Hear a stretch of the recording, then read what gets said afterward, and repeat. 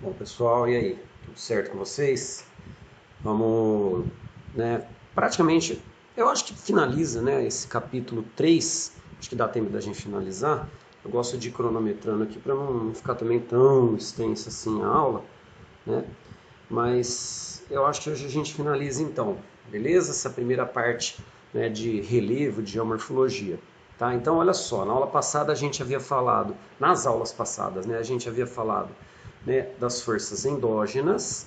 Aí eu falei para vocês que as forças endógenas eram divididas em número 1, vulcanismo, número 2, terremotos. Dentro de terremotos nós vimos os limites das placas tectônicas, beleza?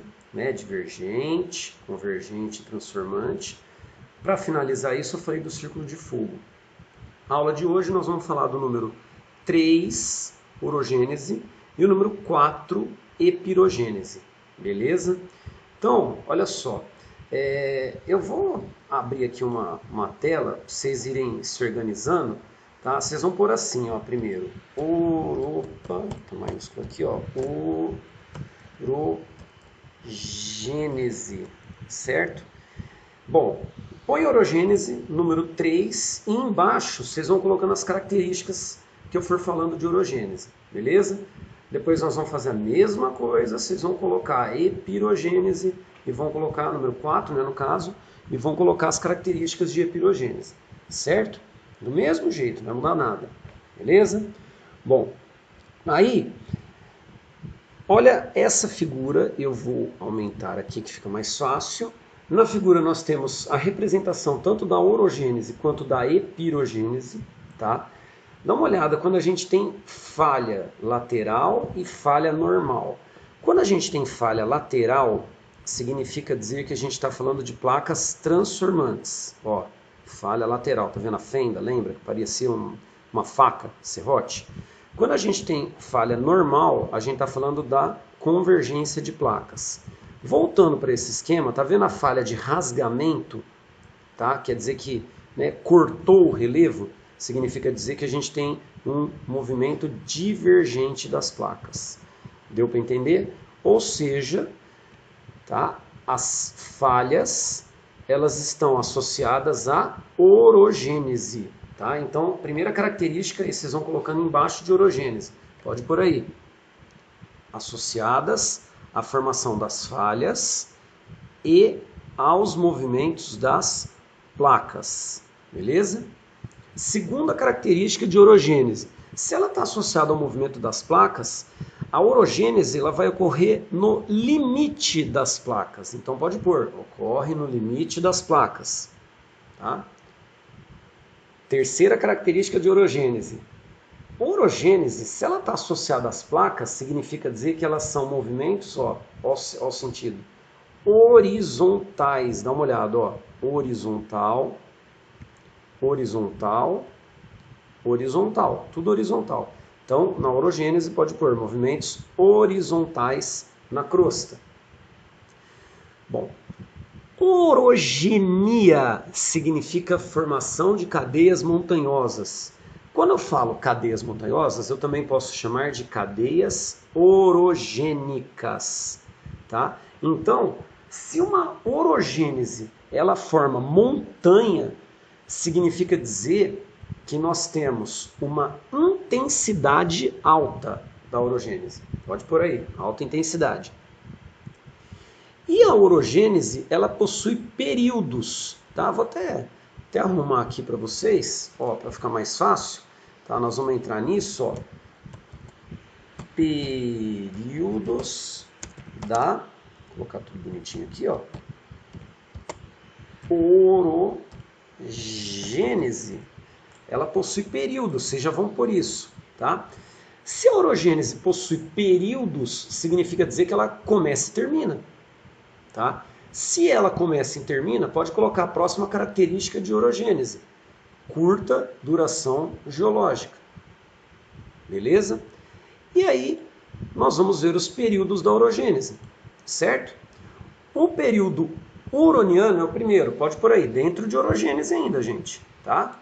Período da orogênese, períodos da orogênese. O primeiro, huroniano. O período huroniano, ele ocorre na era pré pré-cambriana. Beleza? O outro período que a gente tem de orogênese é o período chamado de período caledoniano, que ocorre no início da Paleozoica. O outro período que a gente tem de orogênese é o Herciniano, que ocorre no final da Paleozoica. Certo? Então, olha só. O Huroniano começou e terminou. O Caledoniano começou e terminou. O Herciniano começou e terminou. Beleza? Bom, como eles são períodos que começaram e terminaram, eles formaram cadeias montanhosas. Tanto na pré-cambriana, quanto na Paleozoica início, quanto na Paleozoica final. Quando a gente falou lá atrás, tá, em eras geológicas, e eu expliquei para vocês que na pré-cambriana e na Paleozoica nós tínhamos uma estrutura geológica que foi formada, chamada de escudos cristalinos. Esses escudos cristalinos eles estão relacionados aos períodos da orogênese, certo? Então, o que dá para a gente falar? Que a formação de cadeia montanhosa do Huroniano deu origem aos chamados escudos cristalinos. O período caledoniano do início da Paleozoica deu também origem aos chamados escudos cristalinos. E o Herciniano, que ocorre no final da Paleozoica, também deu origem aos chamados escudos cristalinos.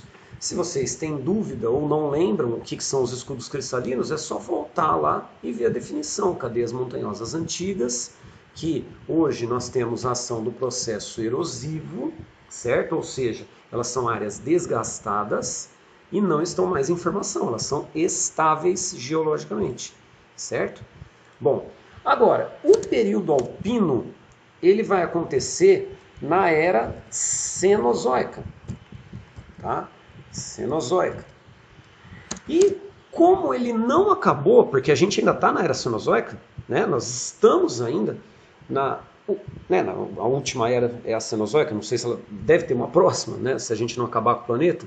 Então, ó, era Cenozoica é essa, tá? Nós estamos na era Cenozoica. Eu coloquei para vocês que na era Cenozoica nós temos a formação dos dobramentos modernos, não foi? De estrutura geológica. Pois bem, a orogênese, tá, alpina, que ocorre na Cenozoica, deu origem aos dobramentos. Oh, caralho, nossa, leve dificuldade, né? Dobramentos modernos. Deu para entender? Então, o escudo cristalino, os escudos cristalinos foram formados nesses 3 períodos e os dobramentos modernos eles são formados nesse período da orogênese, que é o período alpino. Beleza? Bom, agora vocês vão, né, colocar o número 4 e põe epirogênese, certo? Número 4, tá? Que está aqui. E aí a gente vai olhar aqui nesse esquema, primeiro. Olha só, onde eu tenho bloco, ó, bloco, bloco, bloco. Todas essas áreas, reparem, elas não estão no limite das placas. Elas são na parte interna da placa. Elas são áreas de epirogênese. Então, se nós temos, tá, movimentos horizontais na epirogênese, nós vamos ter movimentos verticais. Tá? Então, primeira característica de epirogênese, pode colocar, ocorre na parte interna da placa. Né? A gente viu que a orogênese é no limite. Segunda característica de epirogênese, movimentos verticais na crosta. A gente viu que a orogênese era horizontal. Nós falamos que a orogênese levanta uma montanha, então a intensidade é alta. Pessoal, a epirogênese é expressivamente lenta, tá? Então ela vai rebaixar um bloco, contribuindo para a formação até de depressões, ou ela vai levantar um bloco para a formação até de áreas planáuticas, mas é muito lento, tá? Então, pode colocar aí, baixa intensidade, certo? baixa intensidade.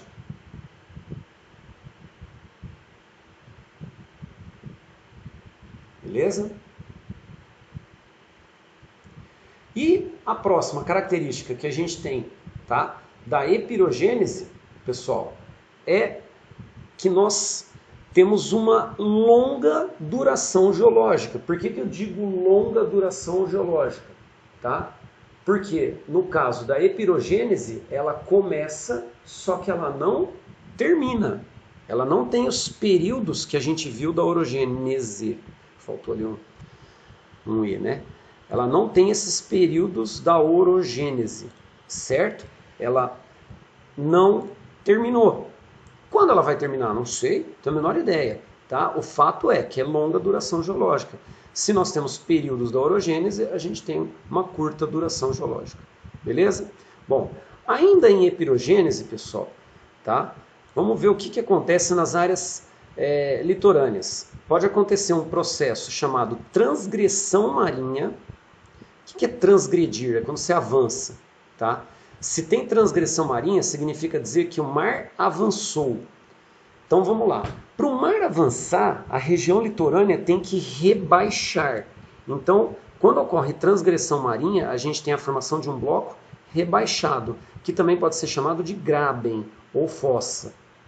Tá? Então, em transgressão marinha, pode colocar assim, ó, avanço do mar e rebaixamento do litoral. Tá? Pode pôr na frente, formação de um graben ou fossa. Nós temos também a regressão marinha. O que é a regressão marinha? É quando o mar recua, porque o litoral ergue. Se o litoral ergue, tá? Significa dizer que a gente tem um bloco levantado, que é chamado de horst. Então vamos lá para vocês entenderem. Quando você vai no litoral, aqui no Brasil, em qualquer praia do litoral, já viram que aquele banco de areia gigantesco, a gente tem uma área com areia que é gigantesca. O que aconteceu ali? Acontece, né? Aliás, está acontecendo um levantamento, a formação de um horst. Ah, mas não é alto. Pois é, tá vendo? Não é alto. Eu falei para vocês que é um processo extremamente lento, por isso que a intensidade é baixa. Mas é um processo que levantou, está levantando e o mar recua, por isso que a gente chama de regressão marinha. Então, em regressão marinha, pode colocar aí recuo do mar e soerguimento do litoral. Tá? Pode pôr na frente, formação de um horst. Beleza? Fechamos então as forças endógenas, que eu não tenho a menor ideia de que letra que era, vocês estão anotando aí.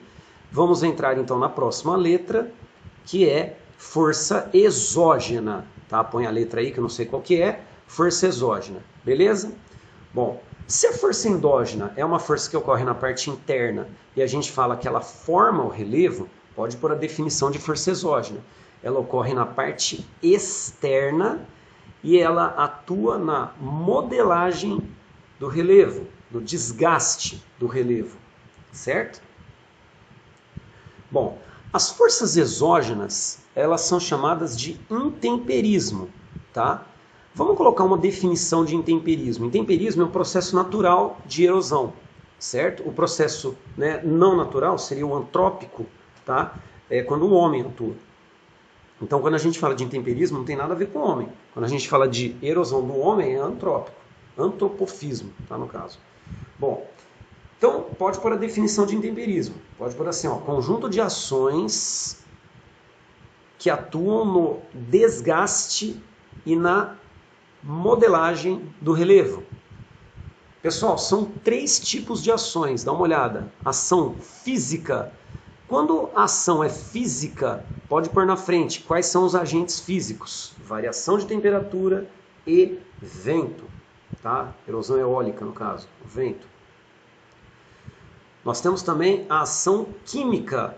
Pode pôr na frente. Quem é que exerce a ação química? A água. E nós temos a ação biológica. Quem exerce a ação biológica são os seres vivos, exceto o homem. Tá? Então, olha só. Biológico, químico e físico são formas de intemperismo que vão causar modelagem, desgaste, tá? Esculpir o relevo, tá? Beleza? Por isso que a gente chama de força exógena. Fechou? Fechamos por hoje. Só um exercício aqui do Enem, né? Tinha colocado aqui, ele está falando exatamente dessa questão do antropoceno, que seria do período do homem, tá? Caiu ano passado e olha só. Concepção apresentada considera a existência de uma nova época geológica, concebida a partir da capacidade de influência humana. Então, por exemplo, a influência humana, influência do homem, ela vai atuar onde? Ela vai atuar na parte interna, em vulcões? Não, vulcão é natural. Ela vai atuar no movimento das placas tectônicas? Também não. Ela vai atuar na formação de rochas, por exemplo, magmática ou metamórfica? Não, isso é processo natural. Agora, ela vai atuar em processo exógeno. A ação humana, ela pode atuar atrapalhando o intemperismo que é natural. Certo? Por quê? Porque o homem ele pode, por exemplo, provocar a formação de uma chuva ácida. Quando é chuva normal, a gente fala que é intemperismo químico. Quando é chuva ácida por causa da emissão de poluentes, a gente não fala que é intemperismo químico. Por quê? Porque aquela chuva foi causada pelo homem, a acidez da chuva. Então a gente fala que é, no caso, uma ação antrópica, certo? Por isso que a gente chama de antropoceno, que seria o período do homem. Beleza? Por isso, letra B, exógeno. Fechou, pessoal? Vou deixar as atividades. Terminamos esse capítulo 3. Tranquilos? É nóis, pessoal.